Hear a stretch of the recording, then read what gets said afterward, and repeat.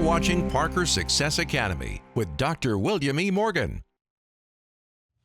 Hello, I'm Dr. William E. Morgan, and this is Parker Success Academy, where we explore models of business success in practice. Today, I have a very special guest, Dr. Richard Harris. Dr. Harris, welcome to Parker Success Academy. Oh, thank you, Dr. Morgan, for having me. Now, typically we have chiropractors come and talk about their practices, but you're a medical doctor, a physician. But your model practice was so interesting, I really wanted to hear how you run this. Now, can you tell me a little bit about yourself and your practice? Sure. So I'm a pharmacist and internal medicine physician in Houston, Texas. And I worked in a conventional system, hated it, absolutely hated it. Felt like I wasn't making an impact and decided to leave on my own. And so I self-taught functional medicine. I read every single study I could find about nutrition, lifestyle, meditation, all of these things, and decided to open up my own practice. Well, in November of last year, I realized that, you know what, I can do all this stuff online and I can pass those cost savings on to my clients, and it frees me up to do other things like my podcast and some of the other things I'm doing. And so that's what I do. And so now my structure is a little bit different. I have a introduction period with a wellness class that they go through 5 or 6 hours of pre-made courses. And then what I do with people is after they view the class, I say, okay, what's your plan? And then we create a plan together for them to have sustained wellness. And I back that up with some of our well-known functional medicine testing, microbiome, oxidative stress, metabolites, hormones, and all of that. Well, after hearing some of your podcasts, getting to know you, and hearing you lecture at Parker seminars, I realized that you're really a chiropractor at heart, and that your goal is to remove the barrier to good health so the body can heal itself, which is kind of the premise of chiropractic, no matter where we stand. But so I'm really excited to hear about how you practice and the things that you do that have made you successful, and how your journey has transpired from being a pharmacist to a physician, to an internal physician, to realizing that you've got more to offer. So can you tell us something interesting about yourself, something fun that people might not know?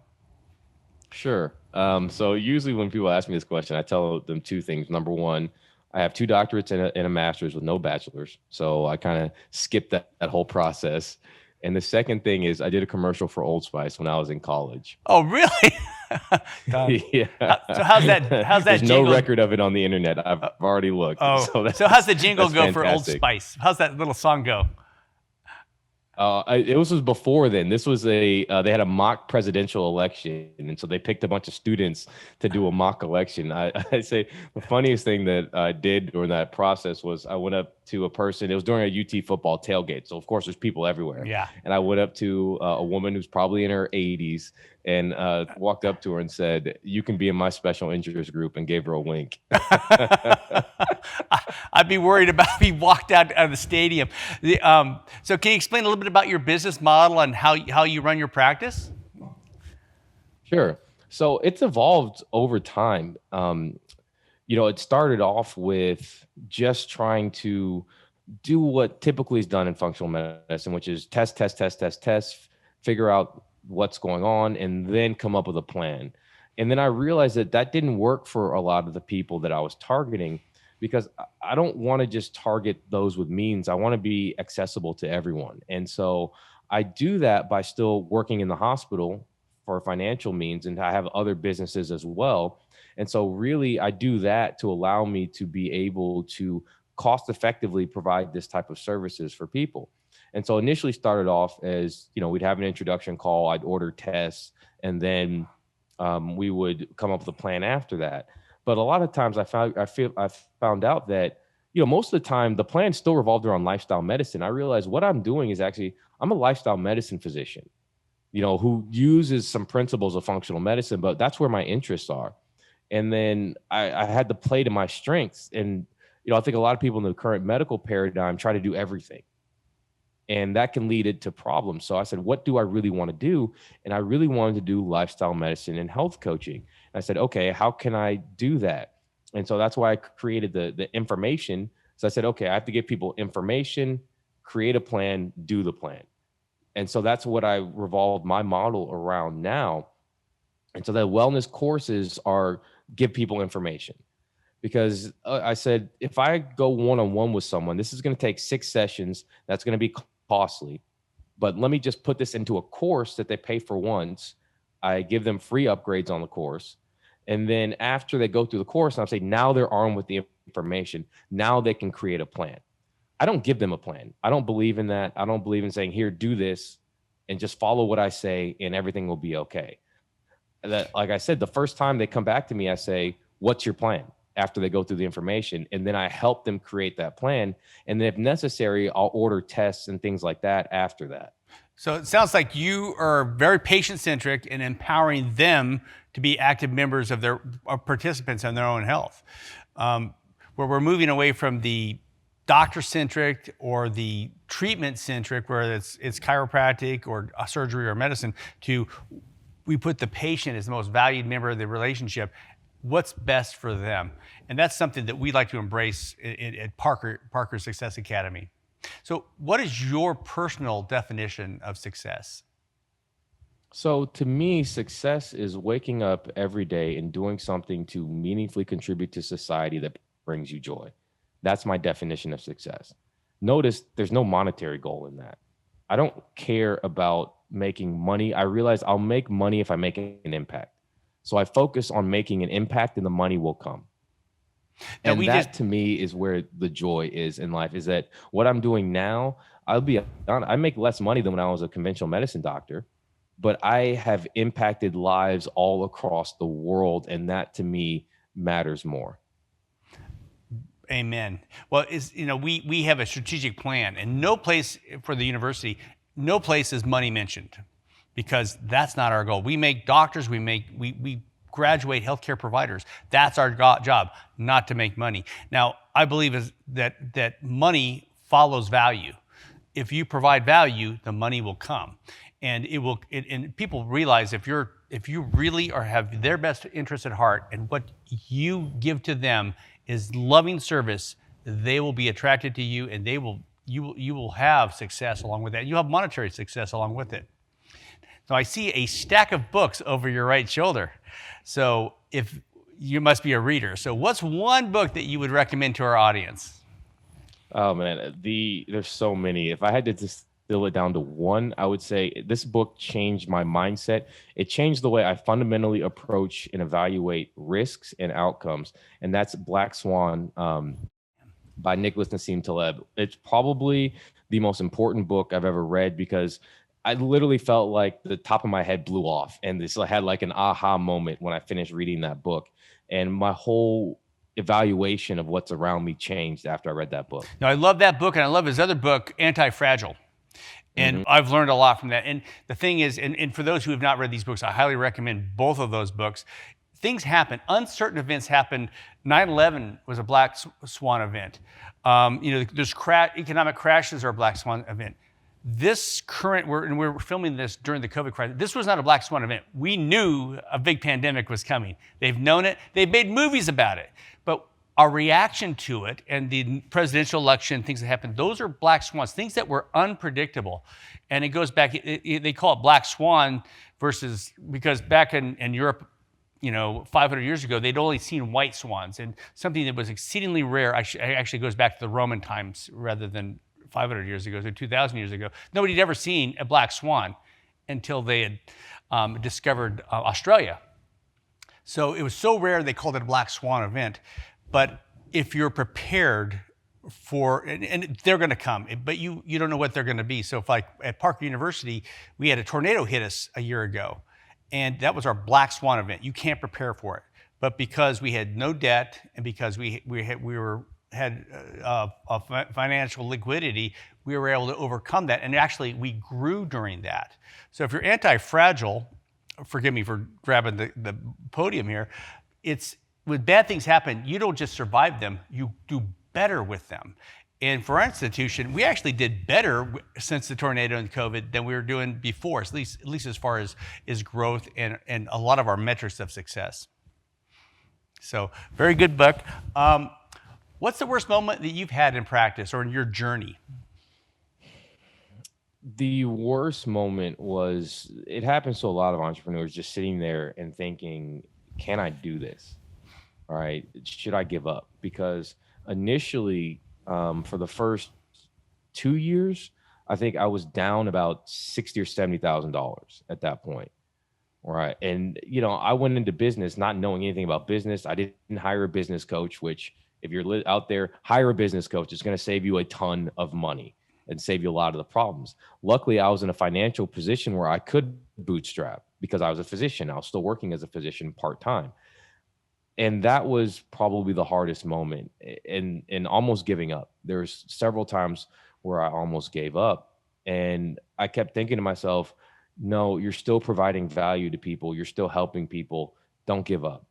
Think good things will happen. Just keep plugging, and keep iterating on your business. Try things. If it doesn't work, try something else. And keep moving in the right direction. And 2 years later, I finally hit my stride to where the business is profitable. And now it's expanded into areas I never thought it would expand in. I'm a clinical advisor for companies. I do consulting on the regular, all the speaking, the podcast. There's so many avenues that I've built into my business that are providing value not only to individuals, but to corporations. And that came out of really tough moments and moments where I almost gave up. Wow. So what was the pivotal moment that changed your trajectory? It was having one client. He was someone I initially met in the hospital. I spent like an hour in the hospital talking to him. I went back on my day off to visit him in the hospital. He was a young guy, almost lost his leg because of diabetic complications, was saved. And then he bought into the things that we were doing. And I got a text message back from him a couple months later saying, Doc, I'm down 40 something pounds. I'm off my diabetes medications. I'm off my blood pressure medications. And I have the energy to run around with my little girl. And like, I almost burst into tears with that last part. That to me was like, okay, you can do this. You are helping people. Keep going. That's why you became a doctor. So that's a fantastic story, because really when you touch people's lives, you change their lives and change the trajectory of somebody's health. You've affected that generation and his little girl's life. Just think, she was headed to having her dad leave her at a very young age. So what advice would you give a younger version of yourself as you graduate from college? And you pick which time you graduated from college for this, your master's or one of your doctorate programs. Yeah, the thing that I would tell my younger self is be more inquisitive. I would pigeonhole into certain things. I would lock on to certain things and say, this is what I want to do, without exploring other options. If I had explored my options younger, I would have taken more business classes, more psychology classes, been interested in mindset training and development younger. And it would have spared me a lot of the hard lessons that I learned because I wasn't open-minded when I was younger. Now that when I talk to students, I always tell them explore every single possibility and every single nook and cranny, because there's more things out there that you can do with your background and your degree than you ever thought. And where you are meant to fit, where you can most add value, may not be where you initially thought it's supposed to be. Now, you changed your career from being a pharmacist to a physician, and we have a few people who come into our realm, come into this college for that. We found that pharmacists tend to be the front line for people who are angry with the current healthcare system, because you're the one who gives them the medication and it costs $300 for a month and they get angry with that. Was that your turning point when you decided to change from being a pharmacist to a physician? It was part of it. So I decided my first year of pharmacy school that I wanted to go to medical school. But I was 21, I was in Austin, I was having the time of my life, and I'd never quit anything in my life. And I always look forward and have future conversations with myself. And so I was talking to 65-year-old me, and 65-year-old me said, if you don't go to school, you're going to be mad at yourself. If you don't go to medical school, if you quit pharmacy school, you're going to be mad at yourself because you quit. And so I stuck it out. And it was in pharmacy school that I loved the pathophysiology I was learning. I loved the head to toe approach, but it really bothered me that I didn't know how you diagnose things. That bothered me. And I didn't know anatomy, that you don't get much of that in pharmacy school. That bothered me. And I hate knowledge gaps. And so if I feel like I have a knowledge gap, I will do whatever it takes to shore that gap up and learn in that information. And so that was when I decided to go to medical school. And it was the same thing after medical school. I felt like there was a whole side of medicine I didn't learn in medical school, the holistic healing arts. And so I taught myself that. And then I said, okay, I don't know much about business, and I think I want to start a business. So I started a business at the same time I started my MBA. And that was invaluable, dealing with the hardships of my own business and then several other businesses as well, at the same time as getting the book knowledge. So getting the practical and the book knowledge at the same time was invaluable. And so it still continues. Even now, there's still gaps in my knowledge in holistic medicine. There are gaps in my knowledge in business. And I still try every single day to plug those gaps. Wow, what a journey. Now, one of the things I talk about is that certainty is the enemy of curiosity. That when you're certain about something, you're not curious. And if you're not curious, you're not going to learn. So you can have confidence that you're doing the right thing, but having that certainty we find it to be dangerous, and that you're not inquisitive, you're less likely to do research or to question your own thoughts. Now, marketing and advertising to patients has been a big topic recently. So what tips can you give our audience based upon your practice in regard to advertising and marketing? Yeah, so where I am at the stage that I'm at, I spent a lot of money initially on advertising and marketing, and I didn't necessarily see a return. And I started looking at where am I getting all of my clients from, and it was my content. It was word of mouth. It was me being not afraid to put value out there. And one of the things I learned and what I've talked about, expert marketers about, they're like, don't be afraid to add value onto your content. You can still get clients if you put information out there. Because a lot of people, when they start off, they're afraid, I can't give anything away for free, right? That it has to come to me. But don't be afraid to put value out there. People will see that, and they'll come to you for your opinion, thinking that you can help them, even if you've already given them the information. And I've seen that so many times where I've given people the information and they still come to me for help, creating the plan, fine-tuning the plan, maybe doing testing. So now I really don't do much marketing, honestly. I have the podcast that serves as a vehicle. I do content all the time. I do speaking, but guest speaking, all of that. And so I'm more focused on adding value than I am attracting customers. And once I started thinking like that, everything changed. And that's how I got into consulting as well. So many opportunities opened up inside my business once I started focusing on adding value and not focusing on attracting customers. I mean, providing content, and so many entrepreneurs I talk to, they recommend don't hold the good stuff back. Give the best away for free. Give your best content out there in your podcast, in your writings. Do you find that to be true? Absolutely. Everything changed once I started to do that. And I realized that people, even putting the best content out there, people still want the personal touch. Mm-hmm. I could tell them it's the exact same thing in a video, and they still want to see me face to face to hear that same information. It puts them at ease. So no matter what content you put out there, people still want that face to face, that one-on-one interaction to help them through their problems. Well, the content creates, you're the subject matter expert, and then you give them the personal side of it, maybe tweak it a little bit for them. So I was going to ask you, it sounds like you've got a book inside you, but maybe a book is not what you want to do. Maybe it's the podcast and the blogs and the small snippets that you want to do. Which is it valuable to write books anymore? Or is it better to create content that's consumable in smaller segments? Yeah, so it really depends on your target audience and you. Don't do anything that you hate to do, because then you're going to get burnt out. Me personally, I don't really like writing. And so when I was coming up with what niche was my own, I love speaking. And I love putting that information out there. I prefer speaking in person. But to me, the podcast and my YouTube and all that stuff is just an extension of that. And so find what works for you, because people consume their media in infinite number of ways, right? And so people can tell if you're not being your authentic self. If you're being your authentic self in your element, people will consume your media. Now, there still is benefit to writing books. The good thing about books is they market themselves. Like, they're just sitting on a shelf. Someone could walk by, see a book title, like, oh, that's interesting, right? So it's another way that you can extend your influence without even realizing that you're extending your influence.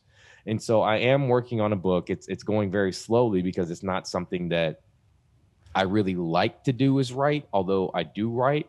I've actually written 2 curricula, even though I don't really like doing it. But there is value in that. But I think the most value is find whatever you're most comfortable in, wherever you can be the most authentic and project that out into the world. And I think books allow you to take a concept from start to finish and expound upon it. And where, as opposed to a lot of what young people like now are small snippets. They actually like PowerPoints better than the book, where the book might explain the whole concept if you from start to finish to have a more complex synopsis of what's going on. So what's your book about? So it's going to be about the first 7 episodes, well, first 12 episodes of my podcast are in a series called The 7 Root Causes of Chronic Disease, which is what I spoke about for Parker. And I'm going to take those and turn them into stories, because stories are powerful.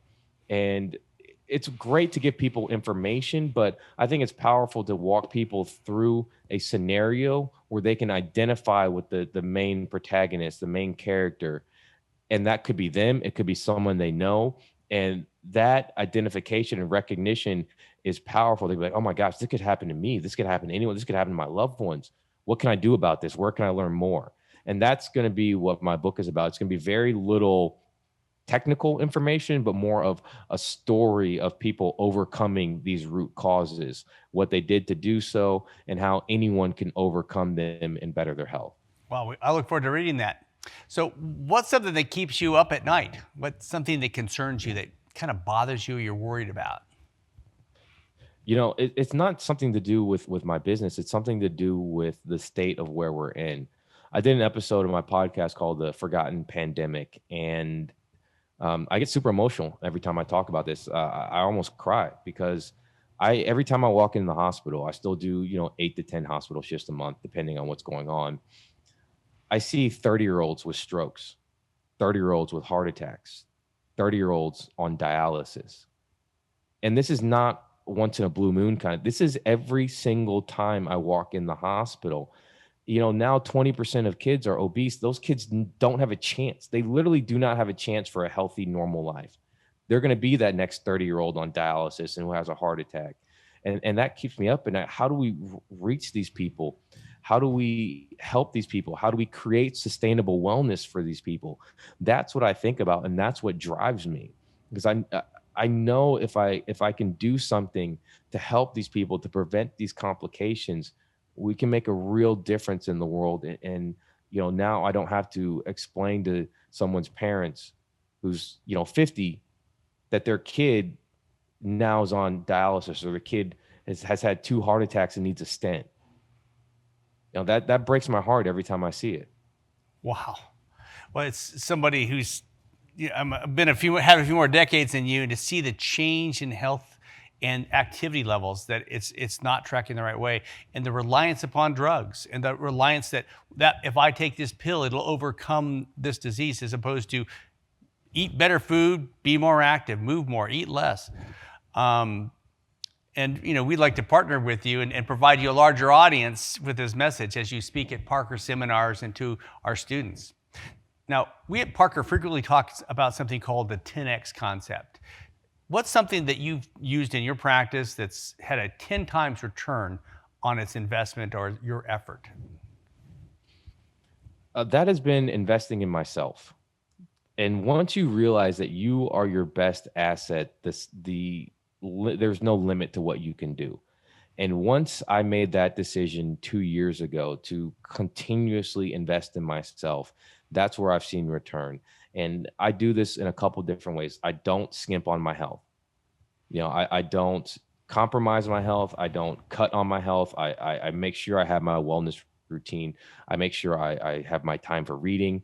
I have protected time for just meditation, all of that. And once I crafted my own routine, I was really, truly able to start helping other people, because now my batteries are always full.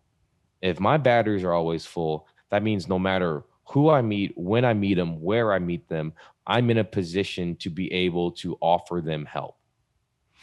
Great advice. And besides, besides yourself being healthy, what value is it to go to an obese doctor who obviously, we've all walked in the office and seen a doc, obese. Obviously, they don't care about their health, but they're going to give you advice on how you should live your life. So what's one of your secret? What is your secret power? Your superpower, rather? I would have to say that from a young age, I've always been blessed to be able to figure out how stuff works and to always question things and ask why. So it wasn't enough for me just to be like, birds fly. I'd be like, well, why do birds fly? Well, they fly on the wind. Well, why is there wind? And I would just keep asking these questions over and over again until I couldn't ask why or how or what anymore. And then I was satisfied. And I've always just been very observant and listening to people and reading the environment, taking in those cues. And that has served me very well over the years because it allowed me to be able to discern pretty much what was going to be on a test. I worked in medical school. I worked 20 hours a week as a pharmacist in medical school. That's almost unheard of. I got in trouble. The dean of the medical school told me to stop working because they were afraid I was going to burn myself out. But I was like, listen, I've been through this. I know what's going to be there. I know what's important. I've done this before. And that's always been my best talent is just that in curiosity and asking why and trying to chase down information till its end. So did you drive your parents crazy growing up? Oh, yeah, absolutely. I would read every book in the library. They'd be like, we literally have nothing else to give you. Go read the encyclopedia. I already read it. We'll go read it again. So where do you see healthcare going in the next 5 years?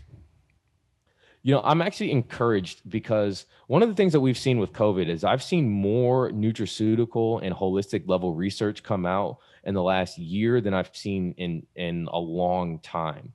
There's studies on selenium in COVID, glutathione in COVID. There's studies now looking at melatonin, studies with ketosis. And all of these holistic tools that we use are now being put at the main front. And you've seen it with vitamin D, right? Something that us holistic providers have been screaming from the rooftops for years that this low vitamin D epidemic in America is going to cause an issue. And then look at the data with COVID. It's very clear about vitamin D with COVID.